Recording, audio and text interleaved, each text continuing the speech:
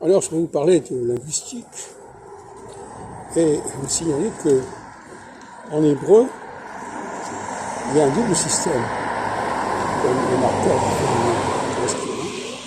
Il y a d'un côté le O et le A, que l'on trouve en italien, en espagnol, otto, ota, lo, la, etc. Mais il y a un autre système qui est celui des pronoms personnels, avec at et ata. Il y en a un qui est plus court, l'autre qui est plus long.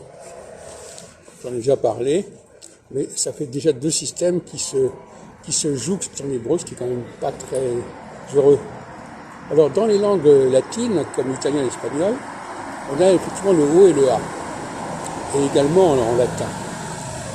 En latin c'est différent, il y a bonus, bona, clarus, clara, donc c'est le us et le A. En italien et en espagnol, c'est le O et le A. Bello, bella, bonito, bonita. Et en français, c'est différent.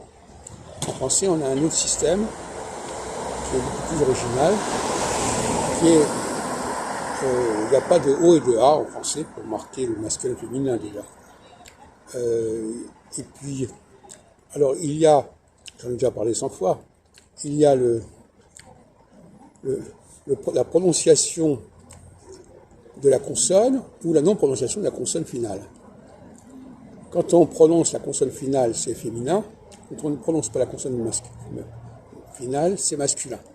C'est la question de la règle du E, dont j'ai déjà parlé plusieurs fois, qui d'ailleurs peut s'inverser, puisque lorsque E est devant une consonne, la consonne ne se prononce pas, et ça devient un E pour le E. Voilà. Enfin, en espagnol et en italien, il y a le yo, en français on a le je, il y a le